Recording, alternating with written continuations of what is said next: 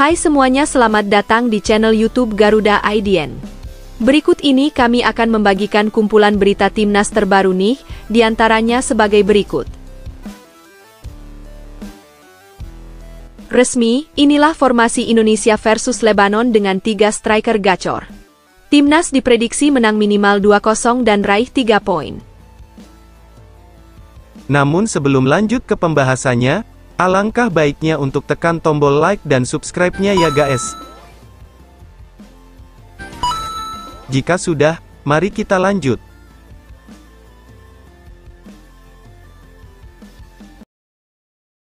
Resmi, inilah formasi Indonesia versus Lebanon dengan 3 striker gacor. Timnas diprediksi menang minimal 2-0 dan raih 3 poin. Timnas Indonesia kembali melanjutkan perjalanan mereka dengan penuh percaya diri setelah berhasil menumbangkan China Taipei.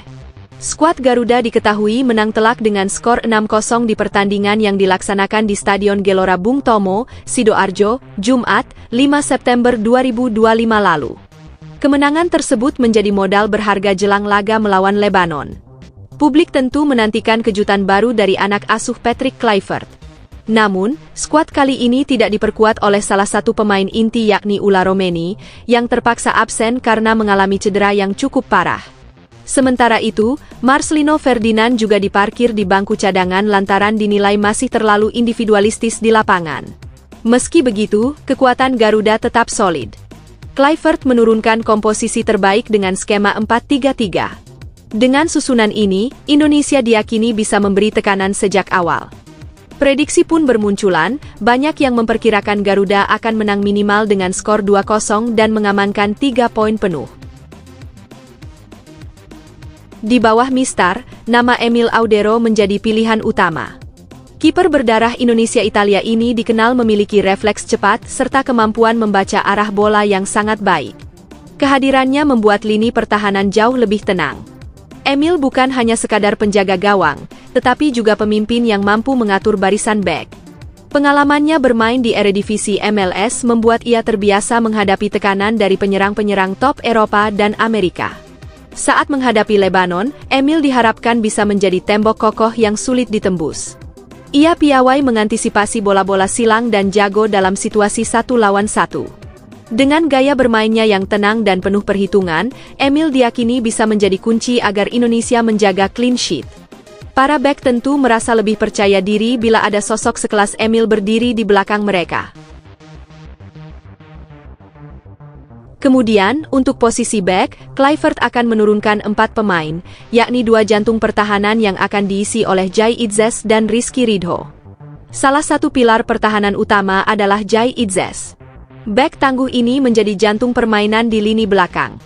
Posturnya yang tinggi serta kemampuan duel udara menjadikannya momok bagi striker lawan. Jai bukan hanya andal dalam bertahan, tapi juga berkontribusi saat tim membangun serangan dari belakang. Operannya akurat, dan ia kerap berani membawa bola ke depan untuk memecah pressing lawan. Keberanian serta ketenangannya membuatnya sering dipercaya menjadi pemimpin di lini pertahanan. Melawan Lebanon, Jai akan berperan penting dalam mematikan pergerakan striker lawan yang dikenal agresif.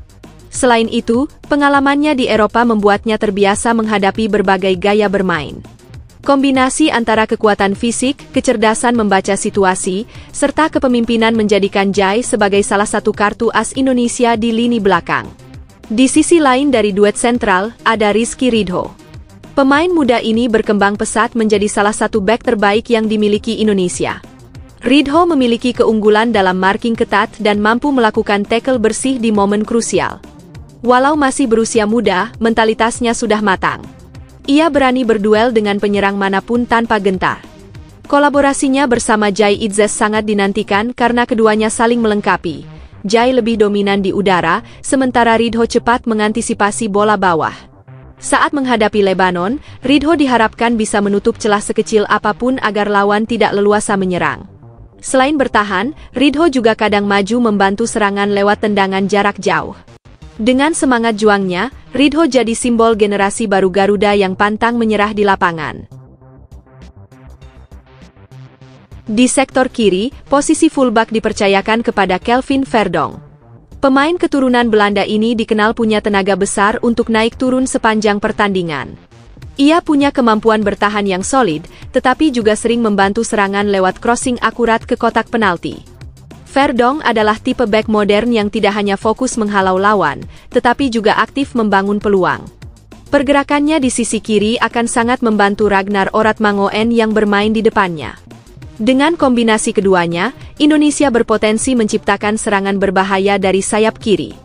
Melawan Lebanon yang memiliki winger cepat, Verdonk dituntut untuk tampil disiplin agar tidak mudah ditembus. Jika bisa menjaga keseimbangan antara bertahan dan menyerang, ia akan menjadi salah satu kunci penting dalam formasi 4-3-3 yang diterapkan Kluivert. Dan untuk posisi bek kanan ditempati Kevin Dix, sosok yang sangat berpengalaman di kompetisi Eropa. Kevin dikenal punya fisik kuat, disiplin, serta mobilitas tinggi. Ia bisa membantu pertahanan dengan baik, tetapi juga cepat naik mendukung serangan. Keunggulannya adalah kemampuan duel 1 lawan 1, baik saat menghadapi winger lawan maupun ketika merebut bola. Dengan kecepatan dan stamina besar, Kevin bisa menjadi motor di sisi kanan. Kolaborasinya bersama Miliano Jonathans di depan diprediksi akan menjadi senjata ampuh untuk menekan pertahanan Lebanon. Selain itu, Kevin juga bisa menjadi opsi tambahan dalam menciptakan peluang lewat overlap dan crossing ke kotak penalti.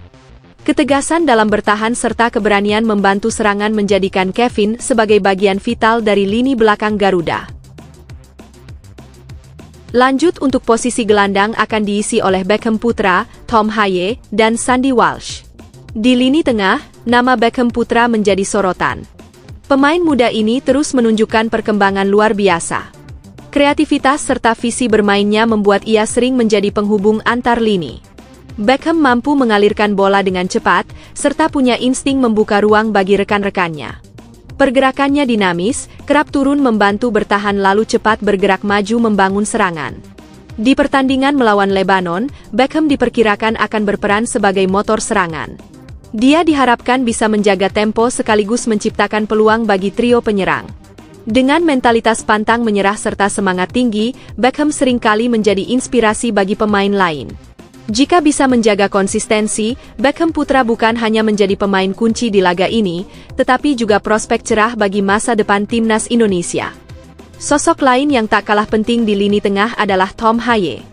Pemain berpengalaman ini punya kualitas sebagai pengatur ritme permainan. Ia dikenal memiliki passing akurat serta kemampuan membaca jalannya pertandingan. Tom menjadi otak di lini tengah, memastikan transisi dari bertahan ke menyerang berjalan mulus. Selain itu, ia punya kemampuan menembak dari luar kotak penalti yang seringkali menjadi ancaman tambahan. Dengan kehadiran Tom, para striker bisa lebih leluasa bergerak karena suplai bola dijamin aman. Melawan Lebanon, perannya sebagai jangkar di tengah lapangan sangat dibutuhkan. Ia harus memastikan lawan tidak menguasai lini tengah. Kombinasi kecerdasan, pengalaman, dan ketenangan membuat Tom Haye menjadi figur vital dalam formasi Indonesia. Meski dikenal sebagai bek sayap, Sandy Walsh kali ini dimainkan lebih maju di lini tengah. Keputusan ini didasari kemampuannya yang serbaguna. Sandy bisa bertahan dengan baik, tetapi juga punya kemampuan mendistribusikan bola. Ia adalah pemain pekerja keras yang tidak kenal lelah. Keunggulannya dalam duel udara serta tackle bersih membuatnya bisa menjadi pelindung tambahan di depan lini belakang. Selain itu, Sandy juga kerap muncul tiba-tiba di kotak penalti lawan untuk memberikan ancaman. Fleksibilitasnya memberi Kluivert opsi taktik yang lebih variatif. Melawan Lebanon, Sandy diharapkan mampu meredam permainan cepat lawan sekaligus membantu membangun serangan. Dengan pengalaman internasionalnya, Sandy Walsh akan menjadi faktor penyeimbang yang sangat penting di lini tengah Garuda. Beralih ke lini depan, posisi winger kiri akan diisi oleh Ragnar Oratmangun, sementara winger kanan diisi oleh Miliano Jonathans. Di lini serang, Ragnar Oratmangoen menempati posisi sayap kiri.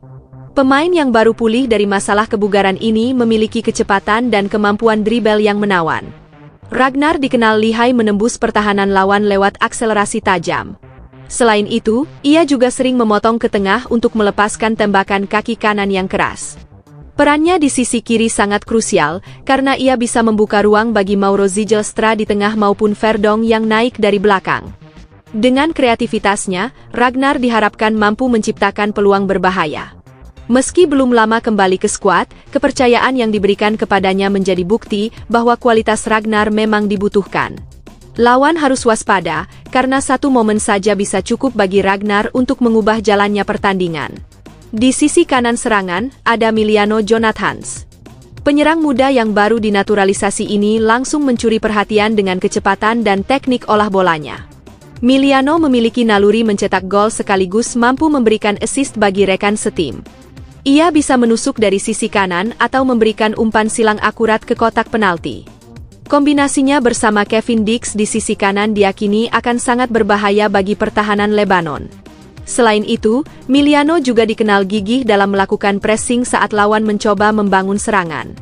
Energinya seolah tidak ada habisnya sepanjang laga. Sebagai pemain muda, semangat dan determinasi Emiliano menjadi nilai lebih yang bisa membuat lini depan Garuda semakin tajam. Dan terakhir, untuk posisi ujung tombak akan diisi oleh Mauro Zilstra. Di posisi ujung tombak, Mauro Zilstra dipercaya sebagai penyerang utama. Striker bertubuh tinggi besar ini memiliki naluri gol yang tajam. Mauro unggul dalam duel udara dan piawai mencari ruang di kotak penalti. Setiap kali bola silang datang, Mauro selalu siap menyambut dengan sundulan keras.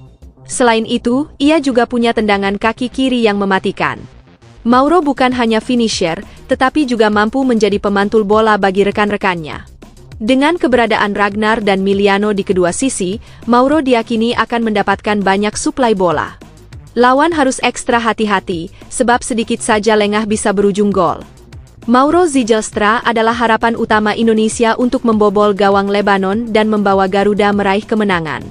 Nah, itu tadi susunan pemain timnas Indonesia versus Lebanon. Selain 11 starter, Indonesia juga memiliki opsi pemain cadangan yang siap diturunkan kapan saja.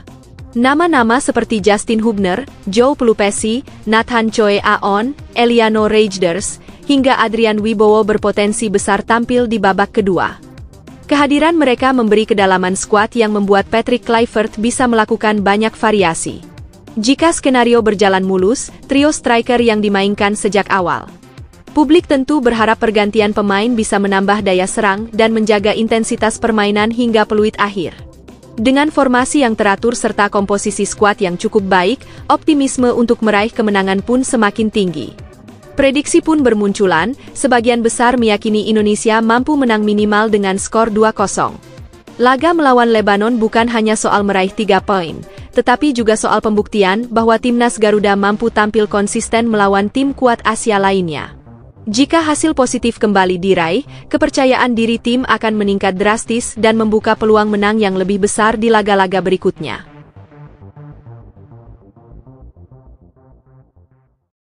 Rafael Struijk di Cibir belum cetak gol di klub, tapi kini jadi senjata rahasia Garuda Muda di kualifikasi Piala Asia U23.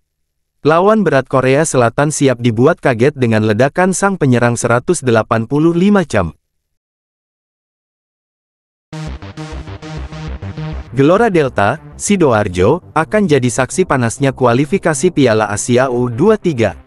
Mulai 3 hingga tanggal 8 September timnas Indonesia U23 harus berjibaku di grup J bersama Korea Selatan, Laos, dan Makau. Publik sepak bola nasional sudah menanti, apakah Garuda Muda bisa mengguncang panggung ini. Gerald Vandenberg, sang juru taktik, memastikan 23 pemain terbaik dibawa untuk turnamen tersebut. Mayoritas berasal dari BRI Super League musim ini, kompetisi yang menjadi rumah para talenta muda negeri ini. Namun, ada juga wajah baru yang bikin heboh. Dion Marks, pemain NEC Nijmegen U21 yang baru saja menyelesaikan proses naturalisasi, ikut masuk daftar. Dari sekian banyak nama, satu sosok langsung jadi sorotan. Rafael Struijk, penyerang berusia 22 tahun, kembali dipanggil. Meski kiprahnya bersama Dewa United belum memuaskan, Vandenberg tetap menaruh harapan besar padanya. Struijk baru mencatat 96 menit bermain dari 3 laga liga musim ini. 2 kali jadi starter, namun hanya bertahan setengah babak saat timnya melawan Malut United dan Persik Kediri. Bahkan saat menghadapi Semen Padang, ia cuma turun 6 menit. Satu fakta mencolok, ia belum sekalipun mencetak gol untuk klub barunya. Kenyataannya, Struijk bukan pemain sembarangan. Dengan tinggi 185 cm dan pengalaman internasional, dia punya modal besar. Di level senior, penyerang keturunan Indonesia Belanda ini sudah mengoleksi 23 caps. Bahkan dalam putaran ketiga kualifikasi Piala Dunia Zona Asia, ia ikut serta di 7 laga dan sukses menjaringkan 1 gol dari total 10 pertandingan yang dimainkan timnas. Dewa United sendiri merekrut Struijk pada 16 Juli. Klub asal Banten itu berharap jasanya bisa menambah daya ledak lini depan. Namun, publik kini justru lebih penasaran pada aksinya bersama Garuda Muda. Apalagi, lawan terberat di fase grup adalah Korea Selatan, tim yang dikenal punya kedisiplinan dan kualitas individu tinggi. Dengan darah muda yang membara, ditambah sentuhan pengalaman internasional, Struijk jelas punya kesempatan membungkam keraguan. Pertanyaannya tinggal satu, mampukah ia membuktikan diri di panggung besar dan menjadi pembeda di Sidoarjo? Pemain abroad timnas Indonesia satu persatu pulang ke Surabaya, Jay Izzes jadi sorotan utama. Emil Audero dan Justin Hubner bikin geger jelang FIFA Matchday di Gelora Bung Tomo. Surabaya mendadak panas. Kota pahlawan bukan hanya diselimuti cuaca terik, tapi juga kedatangan para bintang abroad timnas Indonesia. Satu persatu pemain diaspora mendarat dengan sorotan publik yang luar biasa. Jay Izzes, bek Sassuolo yang sekaligus kapten timnas Indonesia, sudah tiba lebih dulu. Ia memamerkan foto di stories Instagram @jayizzes pada Senin siang, menandai lokasinya tepat di Surabaya. Aura kepemimpinannya langsung jadi perbincangan. Publik pun makin tidak sabar menunggu aksinya di Stadion Gelora Bung Tomo. Tak hanya Izzes, Emil Audero juga ikut bikin heboh. Kiper Cremonese asal Serie A itu lebih dulu mengunggah momen di dalam pesawat lewat akun Instagram @emil_audero, Minggu. Suasana kian bergelora, bayangkan, kiper dengan pengalaman Eropa sudah siap mengawal gawang Garuda. Lalu muncul Justin Hubner. Bek Fortuna Sittard asal Eredivisie ini membagikan stories di akun @justinhubner5, Senin. Ia merekam momen di bandara, tanda jelas dirinya segera terbang ke Indonesia. Lengkap sudah, trio abroad yang digadang-gadang jadi tulang punggung timnas telah merapat. Kedatangan mereka bukan sekadar reuni. Agenda besar menanti, 2 uji coba panas di FIFA Matchday September. Pertama, melawan Chinese Taipei di Gelora Bung Tomo pada Jumat. 3 hari kemudian, Lebanon yang jadi lawan berikutnya di stadion yang sama. 2 laga ini bukan pertandingan biasa. Inilah panggung pemanasan sebelum masuk babak keempat kualifikasi Piala Dunia Zona Asia. Indonesia sudah tergabung di grup B bersama Arab Saudi dan Irak, pertandingan yang bakal digelar 8–14 Oktober. Taruhannya berat, hanya juara grup yang langsung mengantongi tiket ke putaran final. Runner-up pun tak bisa bersantai karena masih harus melakoni duel hidup mati di putaran kelima. Sorotan kini tertuju ke Surabaya. Publik menanti apakah Jay Izzes dengan jiwa kepemimpinan, Emil Audero dengan refleks Eropa, serta Justin Hubner dengan determinasi Eredivisie, mampu memberi energi baru bagi skuad Garuda. Satu hal pasti, atmosfer Gelora Bung Tomo akan bergemuruh. Dan Indonesia, lagi-lagi, menaruh harapan besar pada anak-anak bangsa yang pulang dari tanah rantau. Miliano Jonathans resmi jadi WNI, striker anyar Garuda siap meledak di lini depan timnas Indonesia. DP RI dan Erick Thohir beri restu, FIFA Matchday Surabaya jadi panggung panas sang predator baru. Langkah besar timnas Indonesia kembali bergulir. Setelah Mauro Zelstra resmi disumpah di Belanda, kini giliran Miliano Jonathans yang bersiap menjalani prosesi serupa di Jakarta.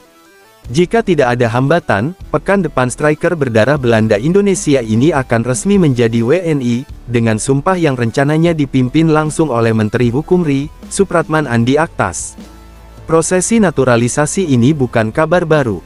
Sebelumnya, pada Jumat 29 Agustus, Mauro Zelstra lebih dulu menjalani sumpah di Kedutaan Besar RI di Den Haag. Momen itu terasa istimewa karena tak hanya Mauro, tapi juga 3 talenta putri asal Belanda diresmikan sebagai WNI, Isabel Koriankop, Pauline Jeannette van de Poel, dan Isabel Notet. Mereka kini masuk proyek jangka panjang Garuda Pertiwi, dengan target menembus 50 besar dunia, merangsek ke 10 besar Asia, dan konsisten lolos ke putaran final AFC Women's Asian Cup. Zylstra sendiri akan langsung terjun memperkuat timnas U23, sekaligus diproyeksikan naik ke timnas senior yang ditangani Patrick Kluivert. Pemain muda dengan darah Indonesia dari Depok itu diharapkan jadi tambahan kekuatan penting di berbagai ajang internasional hingga akhir tahun. Kini sorotan tertuju pada Miliano Jonathans. Penyerang muda ini digadang-gadang jadi solusi di lini depan Garuda, apalagi oleh Romeni tengah mengalami cedera. Besar kemungkinan Miliano akan mendapat debut di round 4 kualifikasi Piala Dunia Zona Asia. Bahkan peluangnya tampil lebih cepat juga terbuka lebar, tepatnya pada FIFA Matchday 5 dan tanggal 8 September di Surabaya, saat Indonesia menghadapi Chinese Taipei serta Lebanon. Proses naturalisasi Miliano Jonathans bersama Mauro Zylstra sebelumnya telah mengantongi restu dari Komisi 10 dan Komisi 13 DPR RI pada 26 Agustus. Keputusan bulat itu dikukuhkan lewat rapat paripurna DPR RI yang dipimpin oleh H.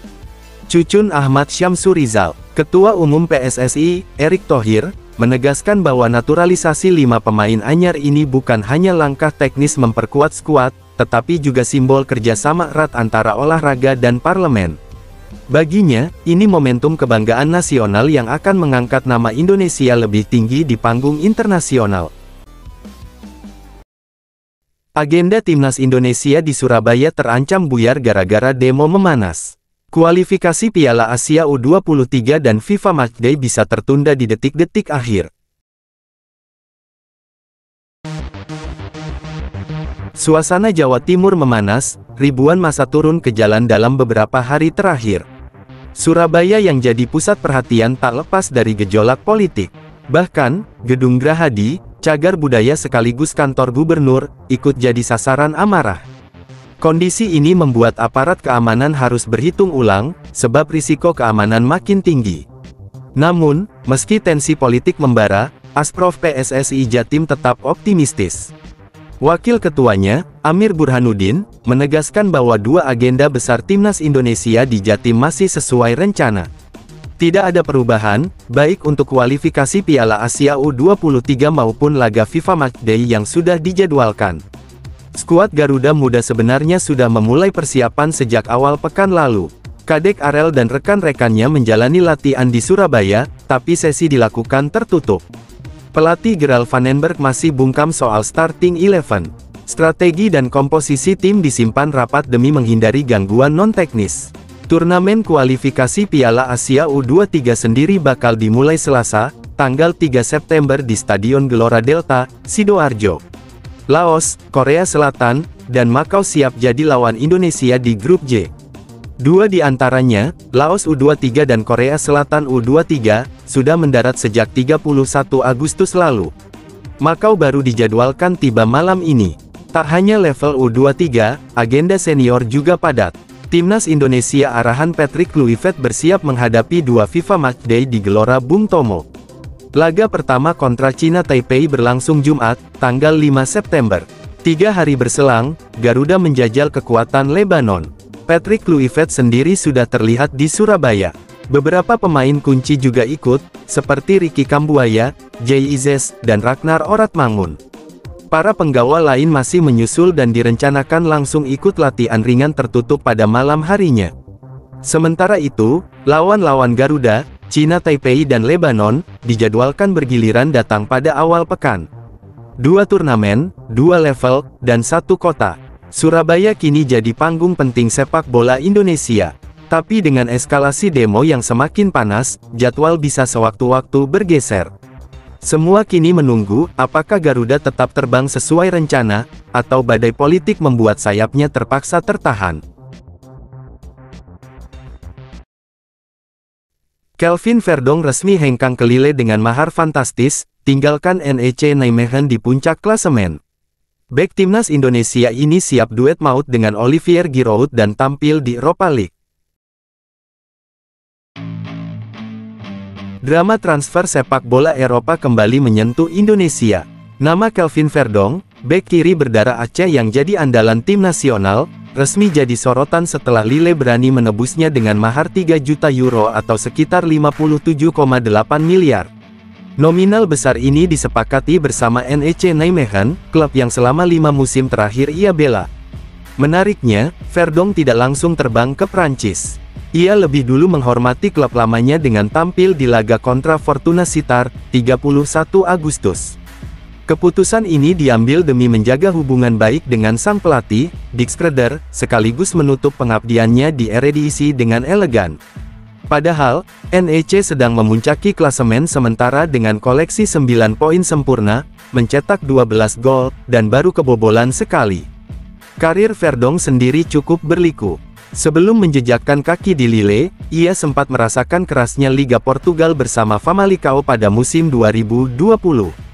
Namun perjalanan itu tak berjalan mulus.